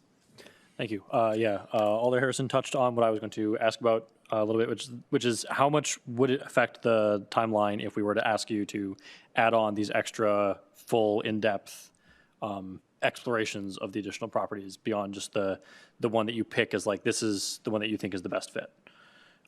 Like how much would that mess with the 4 months? I think we can achieve that within the 4 months. During that time, we'll already, be established working on this project, adding those 2 additional or 1 additional, we'll be able to get done in the 4-month time period. Okay. And then one thing I did want to add is what I have seen from previous projects where we do look at this high-level cost estimate, the top sites are a top site for a reason. They're very close in nature. The biggest cost differences you guys are going to see is that top site from the bottom sites. And those are the outliers that we're really trying to get rid of. And that's what the goal of the matrix is. So I've done previous projects where, we've done, 2, 3, 4 estimates for these top sites, and they're very neck and neck. So I just wanted to, give that personal experience to you guys as well to think about. I wasn't done yet. So yes, thanks for adding that, because that does sort of inform also what was my perspective, and I think that was something that Alder Harrison was also speaking to, which is that the point of the matrix is to put the things in the same bucket as each other, and then once something is in that particular bucket, the other things around that range should be approximately the same within reason. And like we see that on the matrix is, if these things that are at this top level all have like the level 1 for cost to extend utilities or whatever, then we know that that's going to be built in, that'll be fine. Whereas if there's something at the same level that's a 3, we wouldn't know exactly, but we'd say, all right, well, that site would be way worse in that regard. I think that we'd be able to get a decent understanding based on the matrix as I understand it. Alder Humke, then Alder Tucker Long. Yeah. It's more like a thought process. The mayor has said this previously in comments and previous meetings about, we have consultants come in, tell us what to do.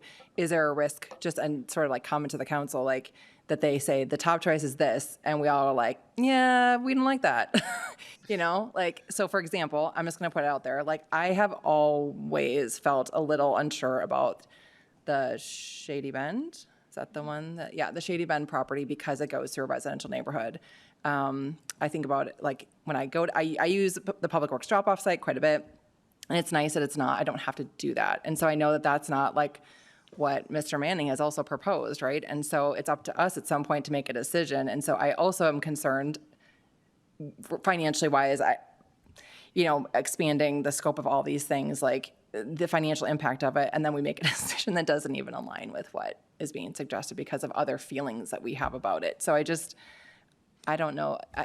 It's sort of just more commentary about it. I anticipated the council's vibe to be this, so I, go along with it. But I just want to be mindful of the fact that, like, if people have strong feelings about not liking a property, like, I do think that would be helpful to say at this point, so that they don't come back with the property that nobody wants. So, like, I'm just going to say I do struggle with the Shady Bend property. I'm not saying I wouldn't vote for it potentially if I just think that like that through the neighborhood piece, it really bothers me. And I don't know how to get around that. So that's just my 2 cents on sort of that property specifically. I don't have any feelings about any of the other properties. I do agree, I do agree that the Range Trail, I agree that I don't think that's viable at this point, so.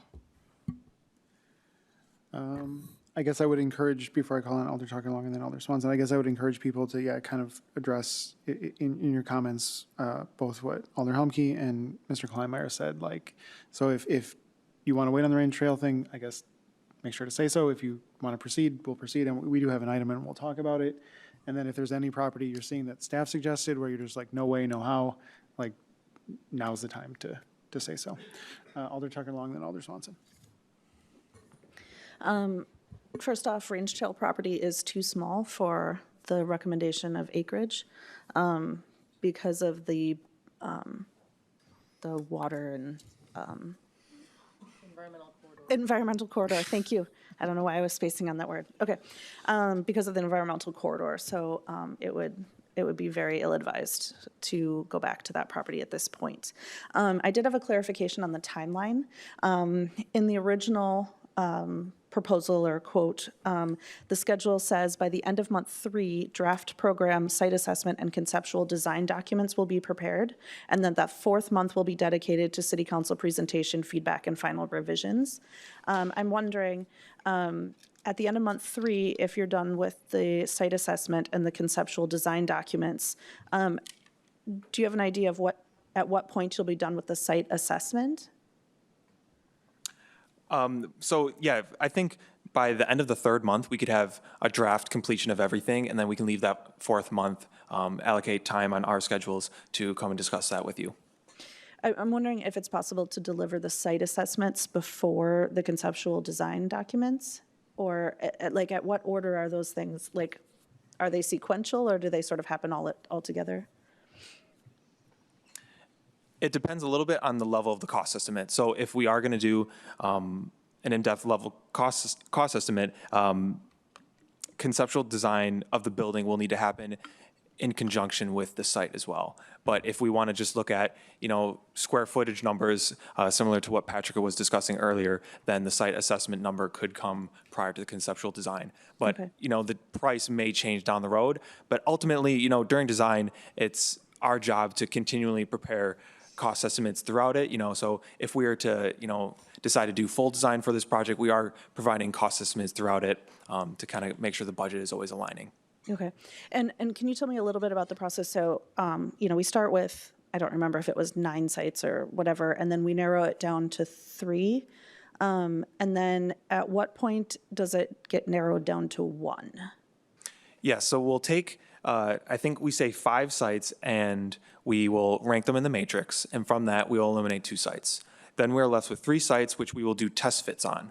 And then of those test fits, we will select one of them to actually conceptually design and provide a cost estimate for. Okay. And those test fits, well, I guess at the point when you narrow it down from 5 to 3, are we involved in that narrowing? Or is it just numeric? It's purely numeric, but one thing I did want to touch on earlier is that we can include you guys in the matrix. I think sometimes it is important, some people may find certain values are higher than others, and municipalities have different preferences. Certain people are very adamant about one over the other, and I think including you guys in that decision, shows the public, that this is a collaborative process, that we are looking at those things, and certain things such as relationship to residential areas is part of that matrix, and how much we want to weight it can be up to you guys, and we can decide that as a collective. Mm-hmm. Yeah, I think it would be great if we could be involved at that point, because I think that will eliminate some of the issues of, okay, we went through this whole process and you came back to us with one and we don't like it. If we can be involved in making sure that our city's, values and priorities are being included earlier on in the process, then I think we have a better chance of being happy with the one we get to at the outset. And I think that's something that's a little harder to just have in a numerical matrix. Okay, so in that regard then, do you have an idea of when we'd know which 3 we're looking at? At what point would we be brought into that process, I guess? Yeah, so we would work together on the matrix when we have 5 sites. Then I would take those back and we would eliminate 2 of them based on that matrix and then test fit from there. So Okay. you guys would be involved prior to narrow down the 3 sites. So we would have 5 sites, we would meet, and then we would kind of look through our criteria and say, okay, we're going to rank these 5 sites next. Mm-hmm. Okay. And then does the test fit include things like site grading and running the utilities, or is that not included until later, evaluating for those? Quantitatively, they won't be evaluated. Certain things like grading, where the utilities will hook up, we can rank them in the matrix, but to actually get concrete numbers for those, we'll need to work with a civil engineer. Okay. Okay.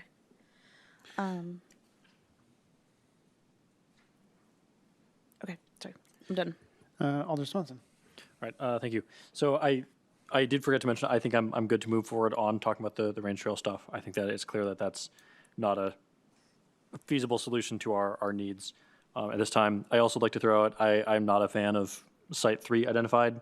Like, that's a big chunk of the park for it to sit right next to down there, and I think that would be a disservice to our environment.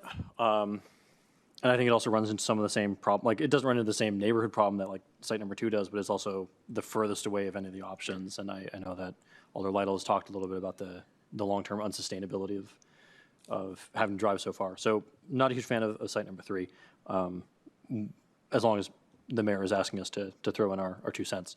The other thing I guess I'd ask about, like, I didn't see anyone else having their hands raised. I don't know what the commentary is, but would a motion on this be out of order this time? Because Yeah, I think the best way to proceed would be to a motion to, assuming that people want to proceed with the study as originally scoped, we could proceed that, although I do want to give people an opportunity, because it wouldn't be directly related to the study, but again, if there's a site you just don't think it makes sense. I heard Alder Helmke note that she wasn't fond of the Shady Bend one, and you noted Site 3.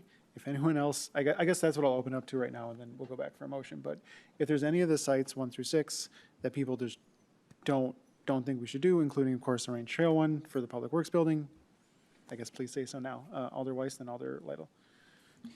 I'm good with excluding Range Trail from the evaluation and moving forward with the conversation later. And I'm open to any of the sites, but I do think that one of the criteria has got to be public safety. And I think that that'll cause some of the concerns to fall out.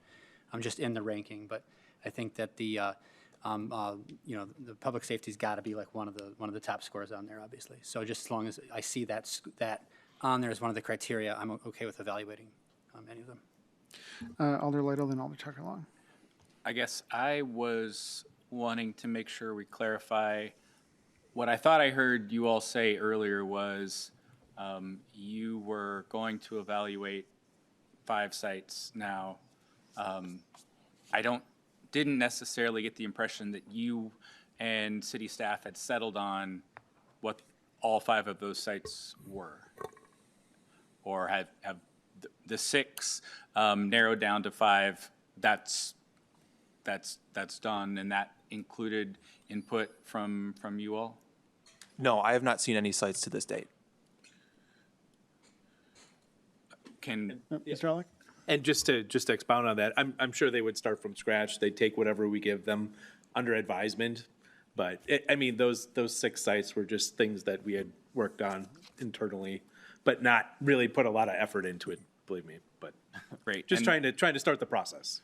Great. And then my comment would be similar to Alder Weiss, that I certainly have thoughts on which sites are better than others, but the additional cost and/or time for you all to evaluate 5 sites versus 3, I think we're way better off having data for the 5 as long as you're going through this process, as opposed to settling on 3, selecting 1, and finding ourselves potentially having to go back to the drawing board in some situations. So yes, I have preferences, and I would agree that Shady Bend is quite low from my perspective from a scoring standpoint.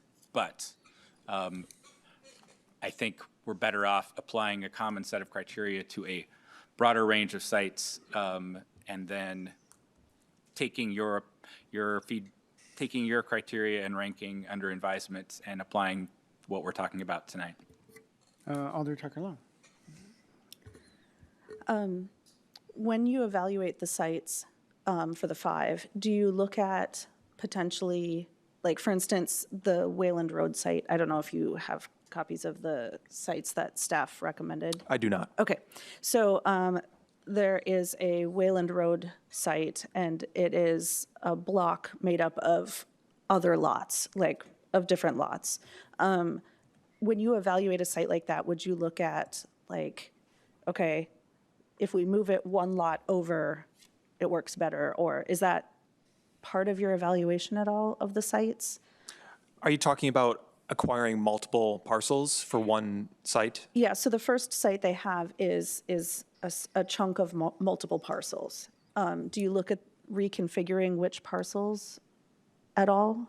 Yes, we can look at Okay. that in the test fit, and also the acquisition of parcels is part of the matrix. Sometimes we have, you need to acquire 4 parcels for this site, whereas this one is just one large parcel that is going to weigh one down and place them in different spots. Okay. And then, do you provide any site recommendations, or do you just evaluate sites that, on a list we give you?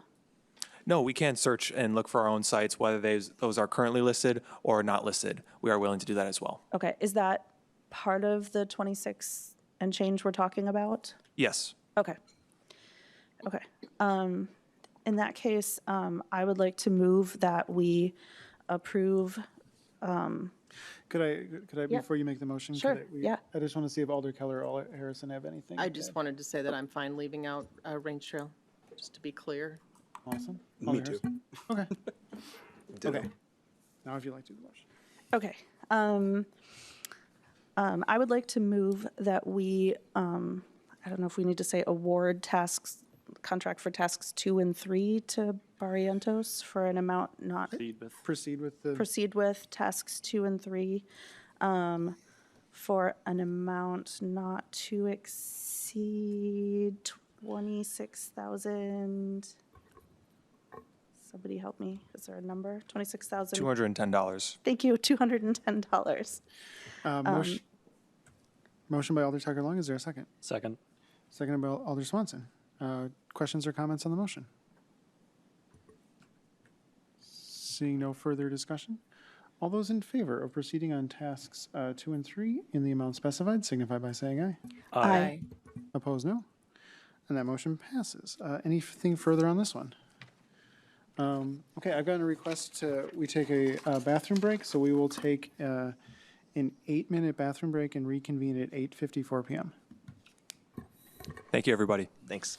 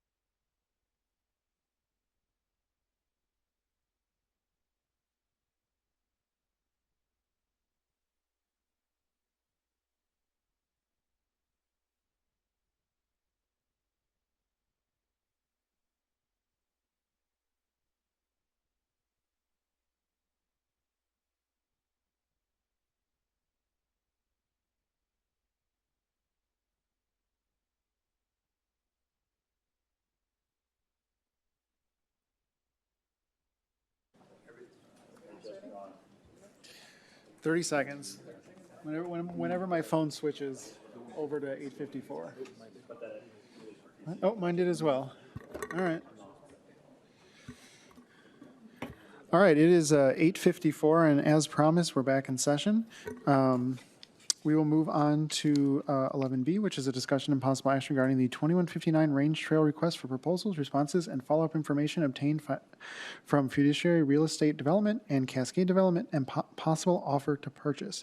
Mr. Kleinmeyer, can you give us a brief overview for open session? And I think we can, I mean, this is just my opinion, but I think we can handle this in open session completely, because obviously any final offer is going to have to be negotiated back and forth, and it's not going to get done tonight, even if we select somebody. But Mr. Kleinmeyer. So, yeah, I would agree with that statement, Mayor. I don't think that you're going to need a closed session. And we talked about this at the last meeting, and we're going to talk about it now, and I'm probably going to talk about it again because it bears repeating because it's complex. You know, this whole idea that we own the land and we're going to be part of a contract that potentially would sell the land, but we're also the authority that makes the decision on the zoning and other related issues. And I think the easiest way to think about this is, you know, I only work for municipalities, but obviously I know a lot of developer attorneys. And, you know, the way that they set up their projects with their clients is usually they're working with a third party, but then they have an offer to purchase, but that offer to purchase is contingent upon the purchaser actually getting the approvals from the municipality. So to that extent, I would expect that any offer to purchase this property is going to be set up in the same way, and in that way, it's going to be set up, you know, to similar other developments in the city. The complexities here are obviously we own the land. And so the thing that we're going to have to do in any offer to purchase is make clear that we are still retaining all independence on whatever municipal approvals that are going to be provided, including denials. In other words, we're not going to have anything in this offer to purchase, no matter how much work we do right now, that's going to guarantee that any of the applications get approved, because we can't do that by contract. So I think the way that this is likely going to get set up, although obviously we have not had discussions with either of the parties yet, and we're open to, you know, other concepts, is some type of offer to purchase that still, you know, they're not going to purchase the land until they get an approval. And in all likelihood, the amount that they're willing to pay is likely going to be dependent on the density, because that just is how development works. But we will be maintaining our complete authority to even deny the projects within the document, the offer to purchase, because we have to. I mean, that's just, we have to maintain that authority.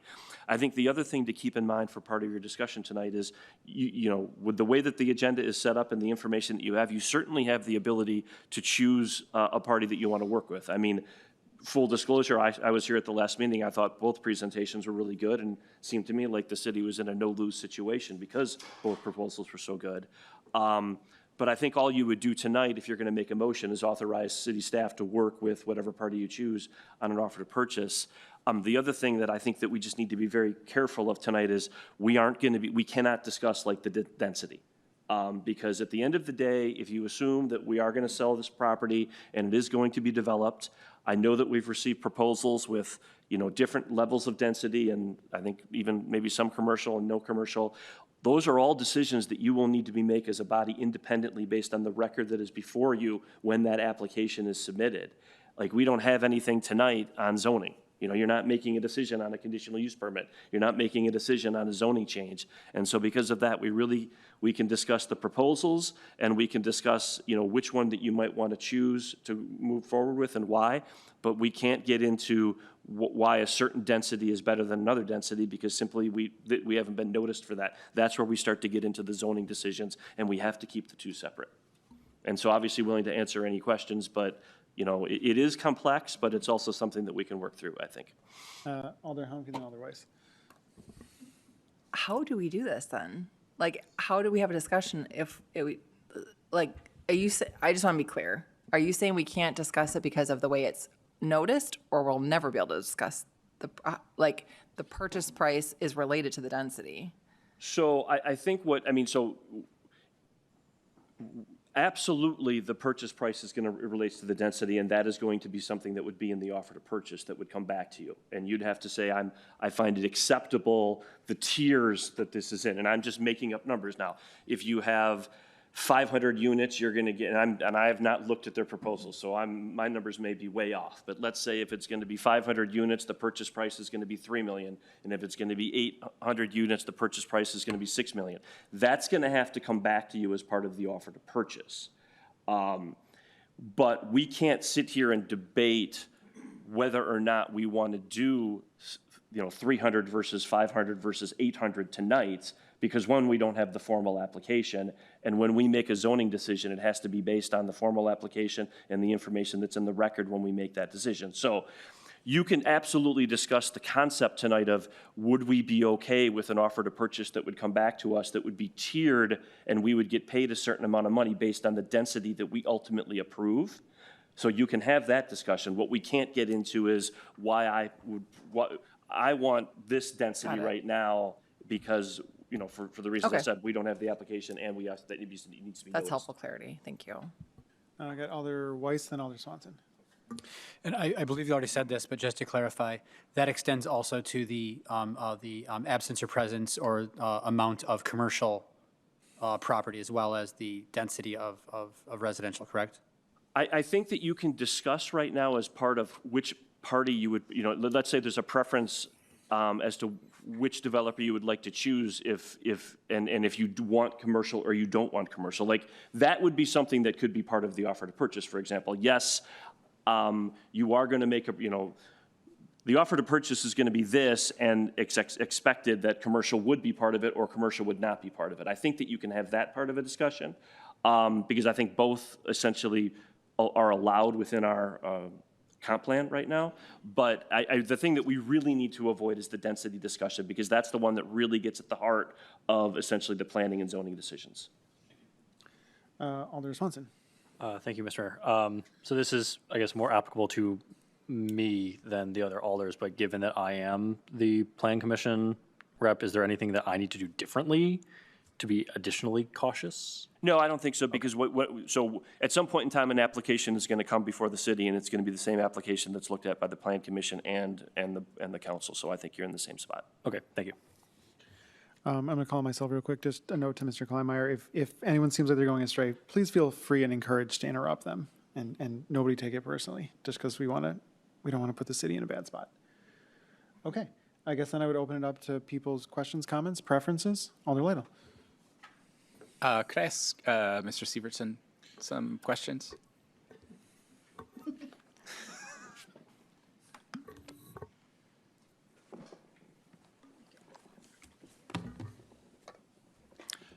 So I guess as one of the two representatives whose district this is in, we've gotten some initial feedback suggesting why are we all looking at multifamily? Why are all these proposals purely multifamily in different forms?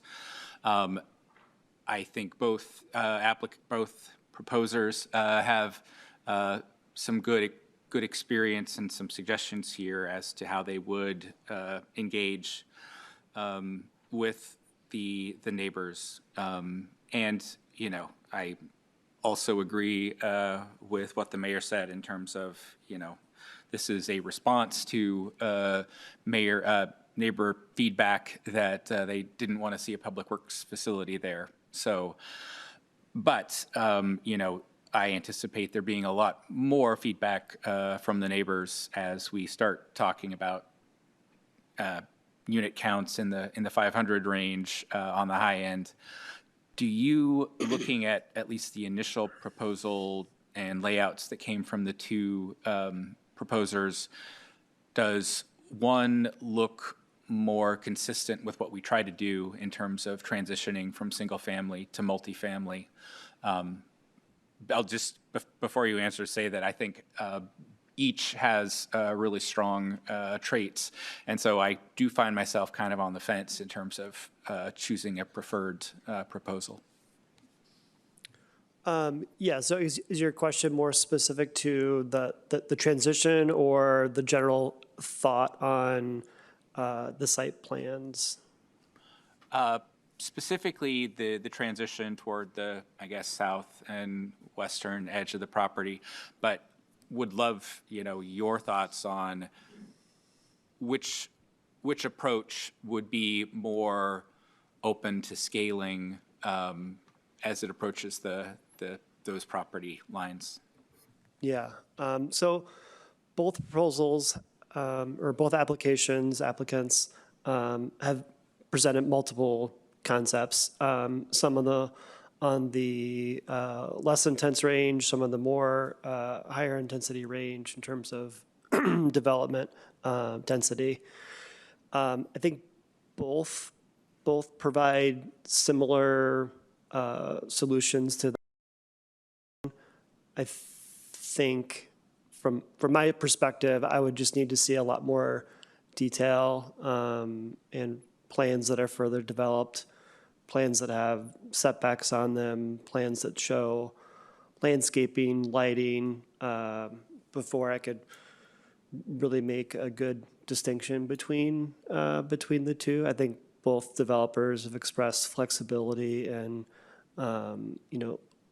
shifting density or lowering density in some cases to make that more acceptable to the neighborhood. One of the ideas that was discussed, I think, at the last meeting was increasing the density closer to 18151. And I think both applicants presented options showing higher densities in those locations. I think in some of from what we know, from what we've heard from developers, once you go over 3 stories of residential, it makes it difficult to provide underground parking directly below those buildings. And so based upon our requirement of 1 underground parking space per unit, that's some of the detail that I would like to see before kind of giving a better opinion on my thoughts on the site plan. Other questions or comments? I'll call on myself, I guess, while people are thinking of their questions or comments. I think there's 2 really good proposals by developers who have good track records of at least once they start building, that the buildings are going to get done and they're going to be done to a high quality. But when it comes down to it, I'm just give the slight advantage to the Cascade proposal. I like the layout better. I like some of the stuff they propose. I like the kind of upfront commitment to commercial that we saw. I don't like their proposal regarding the solar panels, but that's a negotiation point. Overall, I like the project, and that's the one I would support. Other questions or comments? Alder Weiss. I think they both look like really professional projects, and just to reiterate, Mayor Diaz said that both organizations seem like they're very capable of doing this. They've done similar projects. Both seem very like they're going to be able to do what they say what they set out to do. So I view it as kind of a coin flip myself. I don't have a super strong opinion either way, but I would be supportive of either one of the either direction. Other thoughts from the council? Alder Humke.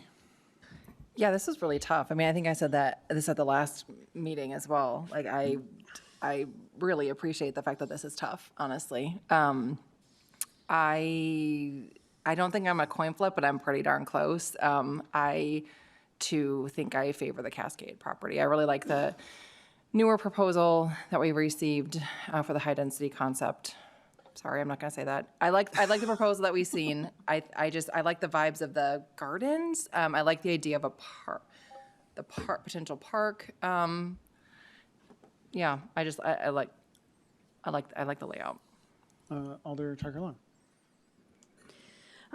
Looking at the 2 proposals, I have to say I was a little disappointed in Fiduciary's answers to the questions. Specifically, question number 1, how would you transition to the neighborhood and what's the cost impact? Your answer very much felt like educating us on what a transition is versus telling us how you would do a transition in your development. So we were looking for something a little bit more specific there on how you would actually implement these features, not just what those features could be. I also am not real excited about their I guess, their angle towards commercial. I think that commercial is a really important part of building a real community feel in a neighborhood. And so I guess for me, the Cascade proposal, I like the creativity of it. I like the solid plan for transitioning into the neighborhood in a very thoughtful way. And I also really liked the garden idea in the greenhouse. I like that they're willing for the commercial and are willing to talk about solar as well. So I'm on Cascade. Other questions or comments? Alder Keller and then Alder Swanson. I would just like to chime in and say that I spent quite a bit of time going back and forth and pulling up the site plans and trying to compare. I do think I'm leaning towards Cascade at the end of the day, although it's a hard choice, but I do appreciate the fact that the designs, I think, will be the plan to more step through from single-family housing to the higher density. I feel like there's more of a the proposals are probably going to be more accepted by the homeowners nearby, because I think it's a little bit less abrupt. So I'm in favor of Cascade.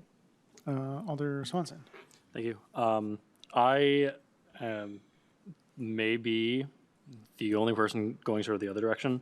I think that fiduciary's higher bid is the most important thing to me here. I also think that while the approach to the transition is appealing, I also think that with 15118 there, like, I mean, maybe the alders from that district can correct me on this, but I feel, I mean, you got a highway right there, right? Like, you got a lot of noise as it is.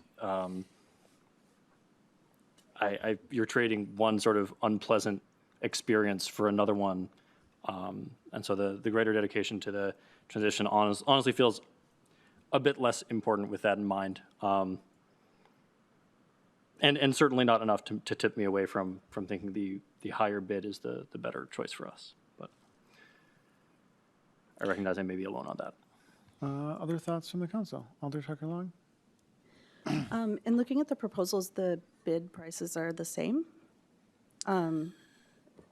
So am I missing something? There is there was an updated. Yeah, on the one pager, and it was based on density, about their designs. Gotcha. Okay, but and so the individual price, I guess. Well, again, to be clear, Okay. whatever the price is going to be, that's going to still need to be negotiated. Obviously, we're going to work off of whatever developer you pick. We're going to be working off of the information that they've already provided. But to I think the mayor's point, there's still probably going to be items that are going to need to be negotiated. And so, I mean, like I said before, I think that there's definitely the possibility that you can select tonight if you want in open session.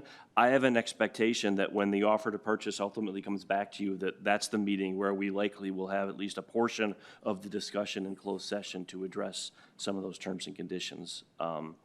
And so, I mean, you absolutely, I mean, well, you absolutely don't have to choose somebody tonight. At some point in time, you're going to have to choose somebody, but just keep in mind that just because you choose it doesn't close the book on the negotiations. It actually kind of starts that process. Okay. So I guess I am looking at the one-pager, the updated one-pager, and the calculations to come up with the price are the same. It's just a matter of playing with that other number. Yeah. Correct. So, okay. Just wanted to make sure I wasn't missing anything. Thanks. Other thoughts on preferences from the council or motions if people feel comfortable making a motion? Alder Lytle. Attorney Kleinmeyer is here, so he can correct this as needed. I'd make the motion that we direct staff to proceed with contract negotiations with the Cascade proposal. Motion by Alder Lytle. Is there a second? Second. Second by Alder Weiss, I believe. Motion before the body. Alder Lytle, anything to add? No, I appreciated hearing from the other alders, and while I did have see strengths in both the proposals. I was quite comfortable with what Cascade proposed. Motion before the body. Questions or comments on the motion? Seeing no further discussion, all those in favor of directing staff to begin negotiations on the project with Cascade Development signify by saying aye. Aye. Opposed, no. No. And that passes 6-1 with Alder Swanson voting no. With that, we'll move on to item 12, which is adjournment. A motion to adjourn would be in order. So moved. Motion by Alder Harrison. Is there a second? Second. Second by Alder Humke. All those in favor of adjournment, say aye. Aye. Opposed, no. And we are adjourned at 9:14 p.m. Thank you, everyone.